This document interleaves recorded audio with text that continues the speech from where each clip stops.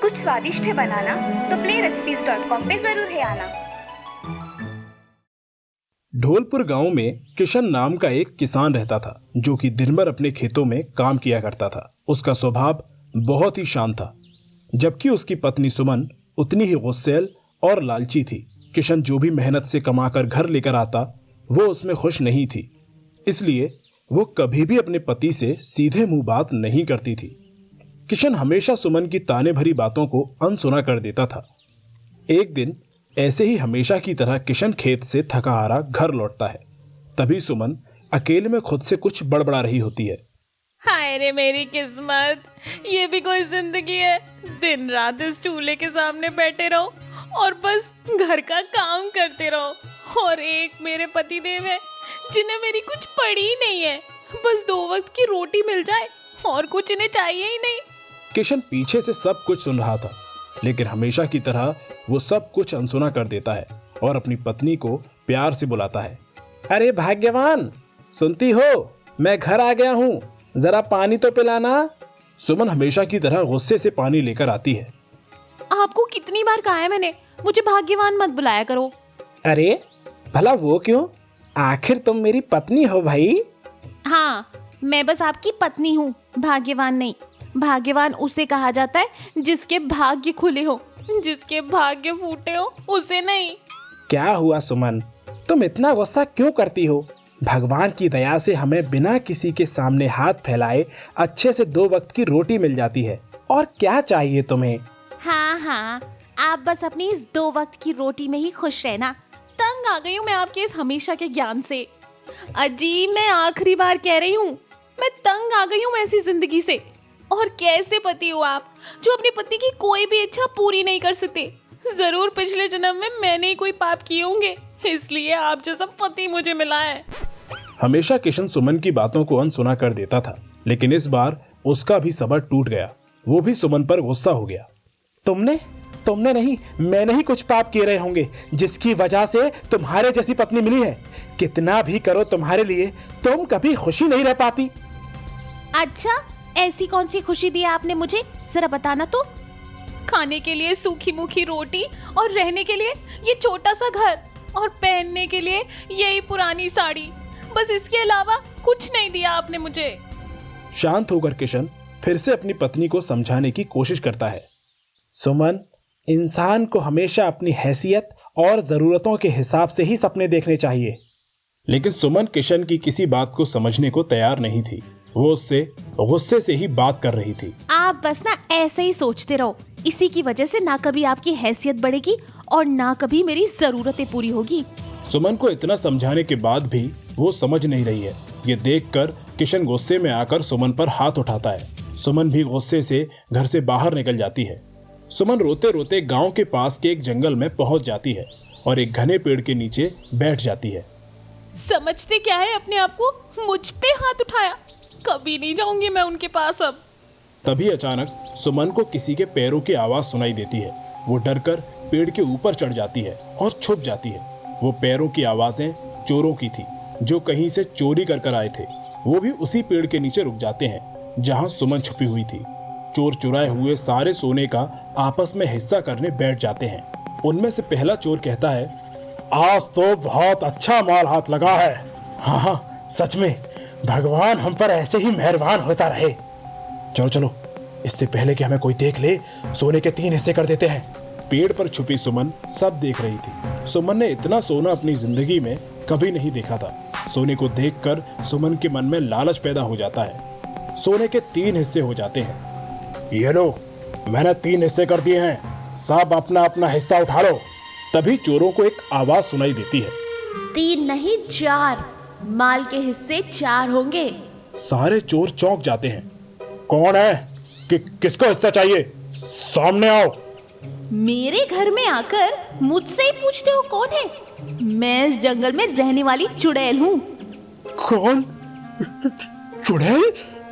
और हाँ, अगर इस जंगल में जिंदा बचना चाहते हो तो सोने का एक हिस्सा मेरे लिए छोड़ के जाओ। चोर डरकर सोने का एक हिस्सा पेड़ के नीचे रखकर भाग जाते हैं। चोरों के वहां से जाते ही सुमन पेड़ से नीचे उतर आती है। सोना देखकर उसकी आंखें चमक जाती हैं और सारा सोना लेकर वो खुशी खुशी अपने घर चली जाती है। दरवाजा खोलो, खुशखबरी लाई हूँ। खोलो दरवाजा खोलो, सुनो, सोना लेकर आई हूँ, सोना। सुमन की आवाज सुनकर किशन दरवाजा खोलता है और चौंक जाता है। सुमन, ये सब क्या है? इतना सोना तुम्हें कहां से मिला? किसका है ये सोना? ये भगवान जी ने मुझे दिया है। सुमन, सच सच बताओ, तुमने चोरी तो नहीं की ना? हाय दैया, मैं क्यों चोरी करूं? मैंने कोई चोरी वोरी नहीं की है। कहा ना, ये मुझे भगवान जी ने दिया है। ठीक है, तुम नहीं बताती हो तो तुम्हारी मर्जी, लेकिन मुझे उम्मीद है कि कोई गलत काम करके तुमने ये हासिल ना किया हो। सुमन अब बहुत खुश रहने लगती है। धीरे धीरे उसके सपने पूरे हो रहे थे। उसने अपने लिए नई साड़ियाँ, गहने खरीद लिए थे। खाने में भी वो अब अच्छा और स्वादिष्ट खाना खाने लगी थी। लेकिन सुमन का लालच अभी कम नहीं हुआ था। अभी भी मैं इस पुराने घर में ही रह रही हूँ। पता नहीं मेरा ये सपना कब पूरा होगा। तभी सुमन के दिमाग में एक बात आती है। काश वो चोर फिर से मुझे मिल जाए और इस बार मैं उनसे एक नहीं, पूरा का पूरा हिस्सा मांगूंगी। अब सुमन रोज रात को कभी किशन से छुपकर तो कभी किशन से झगड़ा कर जंगल जाने लगी, चोरों के इंतजार में। एक दिन वो चोर फिर से उस जंगल में आ पहुंचे। सुमन उनका इंतजार ही कर रही थी। इस बार भी चोर चोरी किए हुए माल के हिस्से करने लगते हैं। तभी पहला चोर कहता है, आज तो जमकर कमाई हुई है। ये लो माल के 3 हिस्से, उठा लो अपना अपना हिस्सा। 3 नहीं 4, माल के हिस्से 4 करो। चलो चलो, इससे पहले कि हमें कोई देख ले, सोने के 3 हिस्से कर देते हैं। एक भी नहीं, इस बार पूरा का पूरा माल रख के चले जाओ यहाँ से, नहीं तो कोई जिंदा नहीं बचेगा। इस बार चोर डरते नहीं। उनको समझ में आ जाता है कि कुछ तो गड़बड़ है। वो आवाज कहाँ से आ रही थी ढूंढने लगते हैं। तभी पेड़ पर छुपी सुमन उनको दिखाई देती है। चोर सुमन की नाक काट के वहां से सारा माल लेकर चले जाते हैं। सुमन अपनी कटी हुई नाक लेकर रोते रोते घर आती है और दरवाजा खटखटाती है। दरवाजा खोलो, जल्दी दरवाजा खोलो, बुरी खबर लाई हूँ। खोलो दरवाजा खोलो, कटी नाक लेकर आई हूँ। किशन दरवाजा खोलता है और सुमन की कटी नाक देखकर डर जाता है। सुमन, ये सब कैसे हुआ? तुम्हारी नाक कैसे कट गई? तभी सुमन किशन को सारी सच्चाई बता देती है कि उसे पहले सोना कैसे मिला था और अब उसकी नाक कैसे कट गई। सुमन, मैंने तुम्हें कितनी बार समझाया, लेकिन तुम समझती ही नहीं। देखा तुम्हारे लालच का अंजाम, तुम्हारी ये कटी हुई नाक। सुमन, जब इंसान के अंदर लालच का जन्म होता है तो उसके सुख और संतुष्टि को खत्म कर देता है। जी मुझे माफ कर दीजिए। बेलगांव में छोटू नाम का एक रसगुल्ला बेचने वाला रहता था। उसके रसगुल्ले बेलगांव में बहुत मशहूर थे। छोटू बहुत ही सीधा साधा और भोला था, दिल का बड़ा ही साफ। छोटू की पत्नी शालिनी घर पर रसगुल्ले बनाती और छोटू शहर जाकर उन्हें बेचा करता था। उसके भोले स्वभाव के कारण लोग उसे ठगते थे। सुनिए, जरा चौकन्ना रहना, ग्राहकों से सही सही पैसे लेना। आजकल कुछ खास मुनाफा नहीं हो रहा। छोटू की बेटी स्वीटी स्कूल से आने के बाद दुकान में बैठ के अपना होमवर्क करती थी। उस गांव में दीपक और मनोज नाम के 2 दोस्त थे जो लोगों को बैच पे पैसे देते थे। हर रोज सुबह गले में बैग डाल के वो छोटे छोटे ठेलों वालों को दिन भर के लिए ब्याज पर पैसे देते थे और शाम को उनसे ब्याज सहित पैसे वापस लेते थे। लेकिन ये वसूली करते करते वो दोनों वही ठेलों पर पाव भाजी, वड़ा पाव इत्यादि सब मुफ्त में खाते थे। बेचारे छोटे व्यापारी कुछ नहीं कह पाते थे। एक दिन वो दोनों छोटू के रसगुल्ले की दुकान पर आए। सुना है इसके रसगुल्ले बड़े स्वादिष्ट होते हैं, लेकिन इसने अभी तक हमसे पैसे उधार लिए नहीं है। हाँ पता है, और हमें तो खरीदी हुई कोई भी चीज हजम नहीं होती। लेकिन तुम टेंशन मत लो, सुना है ये रसगुल्ले वाला दिमाग से हल्का है, उल्लू है। ऐसा कहकर मनोज दीपक के कान में कुछ फुसफुसाया। फिर दोनों जोर से हंसे। दोनों एक दूसरे को ताली देकर छोटू की दुकान पर आए। नमस्कार, सुना है आपके दुकान के रसगुल्ले बड़े स्वादिष्ट है। गांव वालों ने बहुत तारीफ की। हमें 4 रसगुल्ले दीजिए ना, जरा हम भी तो देखें क्या खास बात है आपके रसगुल्लों में। छोटू ने खुश होकर दोनों को रसगुल्ले खिलाए। वाह वाह, क्या बात है, इतने बढ़िया रसगुल्ले मैंने आज तक नहीं खाए, और 4 देना। छोटू ने उन्हें और रसगुल्ले खिलाए। 4 करते करते दोनों ने दुकान के लगभग आधे रसगुल्ले खा डाले। छोटू ने हिसाब किताब किया और उन्हें बताया, पूरे 550 रुपए हुए हैं जी। तभी मनोज ने छुपके से अपनी जेब में से एक मरा हुआ कॉकरोच निकाला और अपनी प्लेट में रखा और चिल्लाने लगा, रुको रुको, ये देखो, इसके रसगुल्ले में कॉकरोच है। छी छी छी, थू थू। ओह, क्यों बे, तेरी दुकान में कॉकरोच है और ऐसे गंदे स्वीट लोगों को खिलाता है? रुक, मैं अभी फूड इंस्पेक्टर को बुलाता हूँ और तुम्हारी दुकान बंद करवाता हूँ। नहीं नहीं साहब, ऐसा मत कीजिए, मेरा परिवार रास्ते पे आ जाएगा। ऐसा मत कीजिए, मैं आइंदा से पूरा ध्यान रखूंगा। मैं आपके पैर पड़ता हूँ साहब। ठीक है, इतना गिड़गिड़ा रहे हो तो इस बार छोड़ देता हूँ, लेकिन दोबारा ऐसा मत करना। दीपक और मनोज वहां से चले गए और छोटू ने राहत की सांस ली। अगले ही दिन दोनों फिर से छोटू की दुकान पर आए। छोटू दादा, ये मनोज आपका अपमान कर रहा है। कहता है कि आपके दुकान के सिर्फ 4 ही रसगुल्ले खाए जा सकते हैं और उससे ज्यादा खाएंगे तो उल्टी हो जाएगी। लेकिन मैंने कहा नहीं भाई, 15-20 तो आराम से खा सकते हैं। मेरे साथ बहस करने लगा। अब आप ही बताइए, मैं सही हूँ या ये? दीपक की बातें सुन के छोटू ताव में आ गया। आप ही सही हो साहब, मेरी पत्नी के हाथों में जादू है, जादू। जितने चाहो उतने रसगुल्ले खा सकते हो। एक खाओ तो और खाने का दिल करता है, चाहो तो आजमा लो। दीपक और मनोज ने एक दूसरे को देखा। छोटू उन्हें रसगुल्ले देता गया और वो खाते गए। आखिर जब छोटू ने हिसाब किया, टोटल 650 रुपए हुए हैं साहब। क्या बकवास करते हो, तुमने शर्त लगाई थी इसलिए हम खाते गए, अब हम क्यों दे पैसे? अरे वाह भाई, भलाई का तो जमाना ही नहीं रहा। चलो दीपक। ऐसा कहकर दोनों हंसते हंसते वहां से निकल गए। वैसे तो साहब ठीक कह रहे थे, शर्त मैंने ही लगाई थी। इस तरह दीपक और मनोज रोज वहां आते, कोई ना कोई कहानी बनाते और छोटू को मूर्ख बनाकर फोकट में रसगुल्ले खाकर वहां से चले जाते। ये सब वही पास में बैठकर पढ़ाई करने वाली स्वीटी देखती थी। एक दिन घर पर शालिनी ने छोटू से कहा, सुनिए, आपके दुकान में रसगुल्ले की अच्छी बिक्री हो रही है, लेकिन पैसे क्यों कमा रहे हैं घर पर? ऐसे ही चलता रहा तो गुजारा कैसे होगा? क्या बात है, अगर आपको धंधा नहीं जम रहा तो मजदूरी करके घर चलाएंगे। पिताजी की कोई गलती नहीं है माँ। दुकान में रोज 2 लोग आते हैं और रसगुल्ला खाकर बिना पैसे दिए चले जाते हैं। वो दोनों पिताजी को ठग रहे हैं और पिताजी को कुछ समझ ही नहीं आ रहा। ऐसा कहकर स्वीटी ने सारी पिछली बातें शालिनी को बता दी। अगले दिन दीपक और मनोज वापस छोटू की दुकान पर आए। 4-4 रसगुल्ले देना भाई। तभी शालिनी अपनी गांव की 5-6 सहेलियों के साथ वहां आई। वे औरतें भी रसगुल्ले खाने लगी। इतने में छोटू चिल्लाया, गल्ले के 10,000 रुपए गायब है। सभी लोग एक दूसरे को देखने लगे। दीपक और मनोज भी चकरा गए। तभी शालिनी की एक सहेली चिल्लाई और दीपक की ओर इशारा करते हुए बोली, वो देखो, उन्होंने निकाले हैं, उनकी थाली में है। हाँ, हमने भी देखा है, इसी आदमी ने चुराए हैं 10,000 रुपए। अजी देख क्या रहे हो जी? पुलिस को फोन करके यहाँ बुलाओ, इतने लोग गवाह है, अब ये यहाँ से बच के नहीं जा सकते। शालिनी की बात सुन के दीपक और मनोज समझ गए कि सब क्या चल रहा है, लेकिन वे कुछ नहीं कर सकते थे। वे चुपचाप छोटू को 10,000 रुपए देकर वहां से निकल गए। उस दिन के बाद दीपक और मनोज ने किसी भी ठेले पे मुफ्त का खाना नहीं खाया और हमेशा के लिए सुधर गए। दोस्तों, इस कहानी से हमें ये सीख मिलती है कि हमें हमेशा चौकन्ना रहना चाहिए, ना ही किसी को ठगना चाहिए और ना ही किसी और को हमें ठगने देना चाहिए। कानपुर नाम के गांव में एक रघु नाम का हलवाई रहता था। वो बहुत ही मेहनत करता था।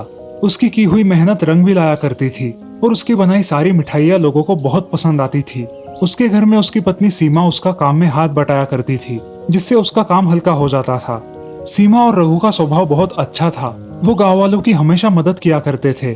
ये सब उस गाँव के हरिया को अच्छा नहीं लगता था। उसे बहुत जलन होती थी। ऐसे ही एक दिन, अरे रघु, आज मुझे कुछ पैसे दे दो ना, मुझे कुछ पैसों की मदद हो जाती तो बहुत अच्छा होता। तुम्हें पैसे किसके लिए चाहिए? जुआ खेलने के लिए? अरे नहीं, जरा मजबूरी थी इसीलिए चाहिए थे। अरे ऐसे जुआरी के लिए मेरे पास पैसे नहीं है जो घर वालों को बेच के खाए। चलो मैं चलता हूँ। ये सब सुन के हरिया बहुत ही आग बबूला हो जाता है। ये रघु खुद को बहुत अक्लमंद समझता है, इसकी अकल तो मैं ठिकाने लाऊंगा। सबका मसीहा बना फिरता है और मैंने पैसे मांगे तो देता नहीं। अब देख तू मेरा कमाल। हरिया रघु पर नजर रखने लगा। एक दिन रघु बैंक से पैसे निकालने गया था। हरिया चेहरे पर मास्क लगाकर अपनी गाड़ी पर बैठा उसका इंतजार करने लगा। जैसे ही रघु बैंक से बाहर आया, हरिया ने उसके हाथ से पैसों का बैग खींच लिया और उसे धक्का देकर वहां से रफा दफा हो गया। अरे पकड़ो, चोर मेरा बैग लेकर भाग रहा है। पकड़ो कोई उसे। अब सारे गांव वाले उस चोर के पीछे भागते हैं, मगर वो भाग जाता है और इधर रघु जमीन पर गिर जाता है। गांव वाले उसे उठाते हैं और उसे पानी देते हैं। अरे, मेरा पैसों का भरा बैग लूट कर ले गया। अब रघु दुखी मन से अपने घर चला जाता है और अपनी पत्नी से सारी घटना बयां करता है। अब हम क्या करें? हमें कुछ ना कुछ तो करना ही होगा, हम चुप नहीं बैठ सकते। चलो आज ही पुलिस स्टेशन में जाकर रिपोर्ट दर्ज करवा के आते हैं। मैं भी आपके साथ आती हूँ, क्या पता कुछ हो जाए तो। ठीक है, चलो। अब हरिया घर जाकर अपने कपड़े बदल कर उस बैग में देखता है। उस बैग में ढेर सारा पैसा होता है। वो पैसों की बैग अलमारी में छुपा कर रख देता है। अजी, इस बैग में क्या है? आपने बताया भी नहीं और अलमारी में रख दिया। अरे बाद में बताऊंगा। हमारे गांव में रघु हलवाई को किसी चोर ने लूट लिया। अब वो रघु पुलिस स्टेशन जाने वाला है। ऐसी सजा होनी चाहिए कि वो चोर भी अगली बार चोरी करने से डरे। चुप बैठ, जा अपना काम कर, निकल यहाँ से। अब हरिया गहरी सोच में डूब जाता है। क्या करूं? अगर ये रघु पुलिस के पास गया और उन्होंने मुझे पकड़ लिया तो मेरा भांडा फोड़ हो जाएगा। अब मैं क्या करूं? इस रघु का कुछ तो ठिकाना लगाना ही पड़ेगा। ऐसा कहकर वो मन ही मन में रघु को मारने की साजिश करता है और शाम को ही अपने गांव के बाहर जाकर खड़ा हो जाता है। जब रघु और उसकी पत्नी पुलिस स्टेशन जा रहे होते हैं, हरिया चेहरे पे कपड़ा बांधे हुए आता है और रघु और उसकी पत्नी सीमा को मार डालता है और चुपचाप वहां से निकल जाता है। यहाँ रघु और सीमा भूत बन जाते हैं। अरे, क्या हुआ है आपको? आप ऐसे नीचे गिरे हो? अरे, तुम भी तो जमीन पर पड़ी हुई हो। और हम दोनों को इतनी बेरहमी से किसने मारा होगा? मगर सोचने की बात है, हमने किसी का क्या बिगाड़ा था? हमें क्यों मार डाला? अब सारे गांव वाले उन दोनों की लाशों का अंतिम संस्कार करते हैं। इधर हरिया झूठे कागजात बनाकर रघु का घर और दुकान हड़प लेता है। अरे, ये दुकान रघु की है, तुम्हारी नहीं, समझे? चलो भागो यहाँ से। सुन लो गांव वालों, ये सब रघु कल मुझे बेचने आया था और मैंने इसे और इसके घर को भी खरीद लिया है। तुम्हारे पास इतने पैसे कहाँ से आए? अरे चाचा, लोन निकाला है इसलिए ले पाया। हरिया की बात पर विश्वास रखकर गांव वाले वहां से चले जाते हैं। इधर रघु और सीमा भूत बनकर गांव में आते हैं। रघु देखता है कि उसकी मिठाई की दुकान पर अब हरिया खड़ा होकर मिठाई बेच रहा है। कितने की चाहिए मिठाई? 50 रुपए की दे दो। ये तो हरिया है, ये कैसे हमारी दुकान पर? और घर में भी उसके बीवी बच्चे। ये क्या हो रहा है? मुझे तो कुछ समझ नहीं आ रहा। अब रघु और सीमा अपने दुकान के पास जाकर उसकी बातें सुन लेते हैं। अच्छा हुआ मैंने दोनों को मार डाला, हर रोज की टेंशन से तो छुटकारा मिल गया हमेशा के लिए। सीमा, इसने हमें मारा है और इसी ने ही हमारे पैसे चुराए होंगे। इस हरिया को नहीं छोड़ूंगी मैं अब। देखो कैसे मजा चखाती हूँ। पैसों के लिए मारा ना, अब पैसों से ही मरेगा। मेरा सब हड़प कर नाक की तरह मेरी संपत्ति पे बैठा है, इसका कुछ करना ही होगा। ये सारी जायदाद गरीबों के नाम आए और जरूरतमंदों के काम आए तो हमें मुक्ति मिल जाए। रघु और सीमा अब हरिया से बदला लेने का सोचकर घर जाने वाले रास्ते पर खड़े हो जाते हैं। तभी हरिया की नजर उन पर पड़ती है। वो क्या दिख रहा है भाई? जरा जाके देखता हूँ। हाँ, भूत भूत, भागो! ऐसा कहकर वो भागने लगता है। रघु और सीमा के भूत उसका पीछा करके उसे पकड़ लेते हैं। क्यों रे हरिया, हमें क्यों मारा था? पैसे का लालच इतना बढ़ गया कि तू खून करने लगा। अब किसकी जान लेने वाला है तू? माफ कर दो रघु भाई, मुझसे बहुत बड़ी गलती हो गई। अब ऐसी गलती नहीं करूंगा। अच्छा, ऐसी गलती फिर नहीं होगी तो चलो हमें जिंदा कर दो। कर सकते हो?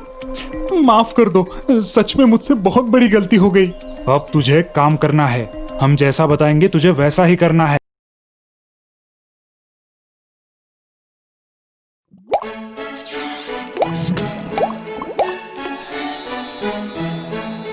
कुछ स्वादिष्ट है बनाना तो playrecipes.com पे जरूर है आना। कानपुर नाम के गांव में एक रघु नाम का हलवाई रहता था। वो बहुत ही मेहनत करता था। उसकी की हुई मेहनत रंग भी लाया करती थी और उसकी बनाई सारी मिठाइयाँ लोगों को बहुत पसंद आती थी। उसके घर में उसकी पत्नी सीमा उसका काम में हाथ बटाया करती थी, जिससे उसका काम हल्का हो जाता था। सीमा और रघु का स्वभाव बहुत अच्छा था। वो गाँव वालों की हमेशा मदद किया करते थे। ये सब उस गाँव के हरिया को अच्छा नहीं लगता था, उसे बहुत जलन होती थी। ऐसे ही एक दिन, अरे रघु, आज मुझे कुछ पैसे दे दो ना, मुझे कुछ पैसों की मदद हो जाती तो बहुत अच्छा होता। तुम्हें पैसे किसके लिए चाहिए? जुआ खेलने के लिए? अरे नहीं नहीं, जरा मजबूरी थी इसीलिए चाहिए थे। अरे ऐसे जुआरी के लिए मेरे पास पैसे नहीं है जो घर वालों को बेच के खाए। चलो मैं चलता हूँ। ये सब सुन के हरिया बहुत ही आग बबूला हो जाता है। ये रघु खुद को बहुत अक्लमंद समझता है। इसकी अकल तो मैं ठिकाने लाऊंगा। सबका मसीहा बना फिरता है और मैंने पैसे मांगे तो देता नहीं। अब देख तू मेरा कमाल। हरिया रघु पर नजर रखने लगा। एक दिन रघु बैंक से पैसे निकालने गया था। हरिया चेहरे पर मास्क लगाकर अपनी गाड़ी पर बैठा उसका इंतजार करने लगा। जैसे ही रघु बैंक से बाहर आया, हरिया ने उसके हाथ से पैसों का बैग खींच लिया और उसे धक्का देकर वहां से रफा दफा हो गया। अरे पकड़ो पकड़ो, चोर मेरा बैग लेकर भाग रहा है, पकड़ो कोई उसे। अब सारे गांव वाले उस चोर के पीछे भागते हैं, मगर वो भाग जाता है और इधर रघु जमीन पर गिर जाता है। गांव वाले उसे उठाते हैं और उसे पानी देते हैं। अरे मेरा पैसों का भरा बैग लूट कर ले गया।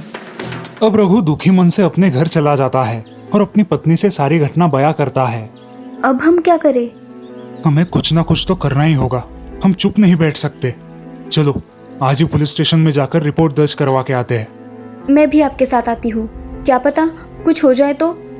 ठीक है चलो। अब हरिया घर जाकर अपने कपड़े बदल कर उस बैग में देखता है। उस बैग में ढेर सारा पैसा होता है। वो पैसों की बैग अलमारी में छुपा कर रख देता है। अजी, इस बैग में क्या है? आपने बताया भी नहीं और अलमारी में रख दिया। अरे बाद में बताऊंगा। हमारे गांव में रघु हलवाई को किसी चोर ने लूट लिया। अब वो रघु पुलिस स्टेशन जाने वाला है। ऐसी सजा होनी चाहिए कि वो चोर भी अगली बार चोरी करने से डरे। चुप बैठ, जा अपना काम कर, निकल यहाँ से।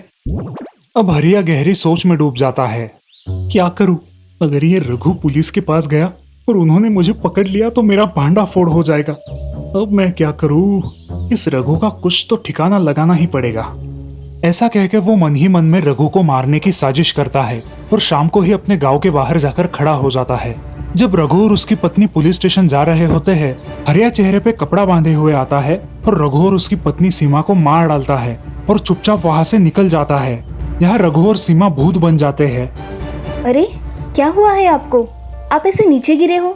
अरे तुम भी तो जमीन पर पड़ी हुई हो, और हम दोनों को इतनी बेरहमी से किसने मारा होगा?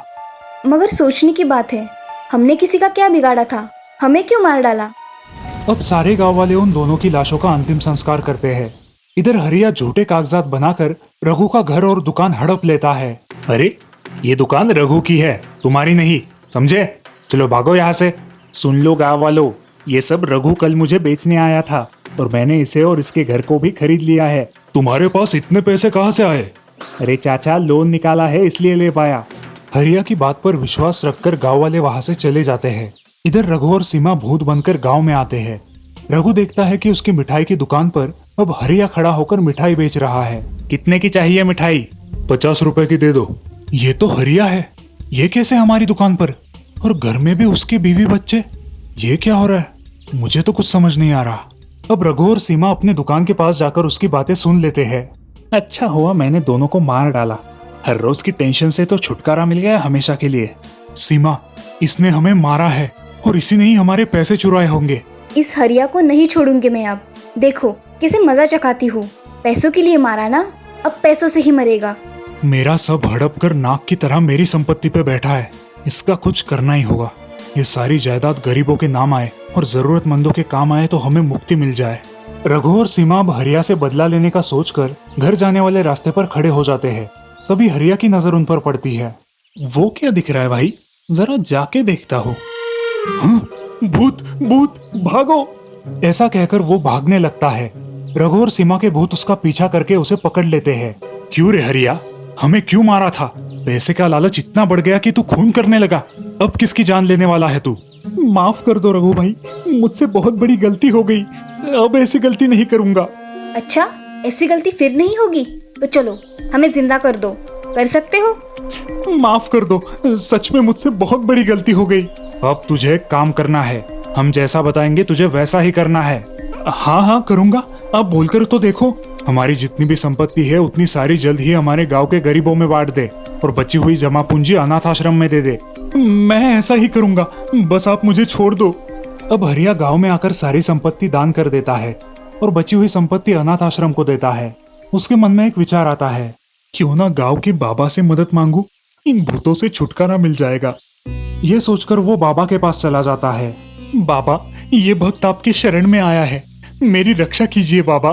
क्या हुआ, ऐसे क्यों बात कर रहे हो? बाबा, मेरे पीछे 2 भूत लगे हुए हैं, उनसे मुझे छुड़वा दो। अब बाबा ध्यान में मग्न हो जाते हैं और उन्हें सब पता चल जाता है। दुष्ट, पापी, खुद गुनाह करता है और अपने प्राणों की भीख मांगता है। मैं तेरी कोई सहायता नहीं कर सकता, निकल जा यहाँ से। बाबा, बड़ी आशा लेकर आया था आपके पास, आप बचा लो ना मुझे बाबा। अगर तू यहाँ 10 मिनट और रहा ना तो मैं तुझे श्राप दे दूंगा, चला जा यहाँ से। अब हरिया बहुत डर जाता है और अपनी पत्नी को सारी बात बताता है। अरे ये क्या अनर्थ कर दिया तुमने? तुम्हें उन पैसों ने अंधा कर दिया है। देवता समान रघु और सीमा को मार डाला। कुछ तो शर्म करो। अब मैं क्या करूं? आप उनकी सारी इच्छाएं पूरी करो और खुद को पुलिस के हवाले कर दो। पागल हो गई हो क्या? वो मुझे फांसी लगा देंगे, मैं नहीं जाऊंगा। निर्मला बच्चों को लेकर अपने माँ के घर चली जाती है। अब हरिया को क्या करे समझ नहीं आता। अब वो रघु की सारी संपत्ति दान कर देता है और उनके पास चला जाता है। अरे रघु भाई, कहाँ हो आप? मार डालो मुझे, जैसे मैंने आपको मारा था वैसे ही आप भी मुझे मार डालो। जिस संपत्ति के लिए तूने हमें मारा वो तुझे छोड़ के चली गई, घर परिवार सब छूट गया। अब क्या करेगा? अब तो तुझे मार के भी फायदा नहीं, तू पहले से ही मरा हुआ है। तूने हमारी जान ली है, मगर आज कई लोगों की जिंदगी को सहारा देकर आया है, इसलिए अब हम तुझे नहीं मारेंगे। तुझे हमारा काम पूरा करना होगा जिंदगी भर। बोल, मंजूर है? हाँ करूंगा ना भाभी, आप जैसा बोलोगे वैसा ही करूंगा। आप चिंता मत करो, ये हरिया आपका हमेशा ऋणी रहेगा और सदा गरीबों की मदद करेगा। अब हम तुम पे हमेशा ध्यान रखेंगे और तुमसे काम करवा लेंगे। हाँ रघु भाई, आप मुझ पे ध्यान रखो, अब इस पुण्य काम में कोई कमी नहीं होगी। इस तरह रघु और सीमा हरिया पर नजर रख के अपना काम करवा लेते हैं और हरिया भी अब मन लगाकर गांव वालों की सेवा करने लगता है। अब वो गांव बहुत खुश रहता है, मगर गांव वाले आज भी रघु और सीमा की यादें निकालते रहते हैं। इस कहानी से हमें ये सीख मिलती है कि कभी भी किसी का बुरा नहीं करना चाहिए, अच्छे कर्मों का फल अच्छा ही होता है। बहुत पुराने समय की बात है, आजमगढ़ नाम के एक गांव में फारूक नाम का एक आदमी अपने 3 बेटों के साथ रहता था। वो उस राज्य में अपनी दुकान में तरह तरह के साबुन बेचता था, मगर उस समय लोग बर्तन, रेत और कपड़े भी बिना साबुन के धोते थे, जिस वजह से फारूक का धंधा कम चलता था और इसके कारण उनके 2 वक्त के खाने के भी लाले पड़ते थे। दिन भर साबुन बेचकर भी उनका गुजारा नहीं होता था। पिताजी, आज से आप काम पर मत जाइए, आज से काम पर मैं जाऊंगा। अरे बेटा, तुम अभी छोटे हो, तुम मत करो, तुमसे बड़े भी तो कुछ नहीं करते। नहीं पिताजी, आप काम पर नहीं जाएंगे। ऐसा कहकर असलम उसी राज्य में काम करने के लिए जाता है। बाजार जाकर उसे जो भी काम मिले वो कर लेता था। कभी बोझ उठा लेता तो कभी किसी का सामान बेच देता था। जिसको जैसी मदद चाहिए उसे मदद कर देता था। उसके बदले में जो भी दाम मिले उस कमाई से उनका घर का गुजारा होता था। फारूक उसके बेटे को खुद के पैरों पर खड़ा देख बहुत खुश था। एक दिन असलम बाजार में काम कर रहा था, तभी वहां एक शाही फरमान आता है, सबने अपने सर झुका लिए जाए, राजकुमारी इस रास्ते से जा रही है, सब रास्ते के किनारे खड़े हो जाए। सारे लोग रास्ते के किनारे खड़े हो जाते हैं और राजकुमारी की पालकी वहां आती है। अचानक पास ही के जंगल से एक शेर वहां आता है और सारे लोग भागने लगते हैं। शेर राजकुमारी के पालकी के पास आता है और जोर जोर से गुर्राने लगता है। उसी समय असलम पास ही लोहा पिघलाने वाली दुकान से एक जलती हुई लकड़ी उठाकर उस शेर के सामने खड़ा हो जाता है। राजकुमारी बहुत डर जाती है और पालकी से निकल के असलम के पीछे खड़ी हो जाती है। असलम बड़ी बहादुरी से शेर को भगा देता है। आपका बहुत बहुत धन्यवाद, आपने मेरी जान बचाई है। मंत्री जी, स्वर्ण मुद्राएं इनको भेंट दीजिए। ऐसा कहकर राजकुमारी वहां से चली जाती है और असलम घर लौट आता है। वो कुछ खोया खोया सा है। क्या हुआ असलम, तुम कुछ खोए खोए से हो? कुछ नहीं पिताजी, जिस राजकुमारी को मैंने बचाया उसके बदले में मुझे ये स्वर्ण मुद्राएं मिली है। तो जरा सोचिए, उस राज्य में काम करने वाले लोगों की कितनी कीमत होगी। पिताजी, मुझे लगता है हमें भी उस राज्य में जाना चाहिए। ऐसा सोचकर वे दोनों जाने के लिए निकलते हैं। राज्य से निकलकर उन्हें बहुत घना जंगल लगता है और उस जंगल के खत्म हो जाने के बाद एक बहुत बड़ा रेगिस्तान। रेगिस्तान में दिन में सफर करना मुश्किल होगा, इसलिए वो सोचते हैं कि रात में रेगिस्तान में सफर करेंगे। ऐसे ही दिन बीत रहे थे। एक दिन वे दोनों सोए हुए थे, तभी असलम को किसी आदमी की दर्द भरी आवाज सुनाई दी। असलम उठकर उस आदमी को देखने जाता है। असलम उसके पास जाता है और उसे अपने पास का पानी पिलाता है। वो बूढ़ा आदमी असलम को धन्यवाद देता है और उसे एक जादुई कप देता है। बेटा, इस कप में पानी की 5 बूंदे डालना और ये तुम्हें आगे क्या होने वाला है ये सब बता देगा। ऐसा कहकर वो आदमी गायब हो जाता है और असलम के हाथ में वो कप रह जाता है। असलम अपने पिता को जाकर ये सारी बात बताता है, लेकिन उनका इस पर विश्वास नहीं होता। वो दोनों अपनी आगे की यात्रा करने के लिए निकलते हैं। तभी रास्ते में उन्हें फिर एक जंगल लगता है। अचानक उस घने जंगल से एक शेर बाहर आता है। शेर उनके सामने खड़ा हो जाता है। इस बार उनके पास अपने रक्षण के लिए कुछ भी नहीं है। शेर गुर्राते हुए उनकी तरफ बढ़ने लगता है। उसी समय राजकुमारी चित्रांगना वहां मशाल लेके खड़ी हो जाती है। राजकुमारी ने उस शेर को अपनी मशाल दिखाकर भगा दिया और असलम के पास आई। धन्यवाद राजकुमारी, आपने हमारी जान बचाई। धन्यवाद? किस बात का? आपने उस दिन मेरी जान बचाई और आज मैंने आपकी जान बचाई। लेकिन राजकुमारी, आप यहाँ कैसे? मैं अपने पिता के साथ यात्रा के लिए आई थी और यहाँ पे रात को विश्राम करने रुकी हूँ। आप अब हमारे अतिथि बनकर हमारे राज्य में 8 दिन तक रहिए। बाद में आप अपने घर लौट सकते हैं। आप अब हमारे शाही अतिथि हैं। चलिए। असलम अब राजमहल में रहने लगा। एक दिन अचानक उसे उस जादुई कप की याद आई। उसने तुरंत वो कप निकाला और उसमें 5 बूंद पानी डाला। तब उसे दिखाई दिया कि राजा को कोई शैतान मारने वाला है। वो तुरंत यह सूचना राजा को देता है। महाराज, आपकी जान को खतरा है, कोई आपको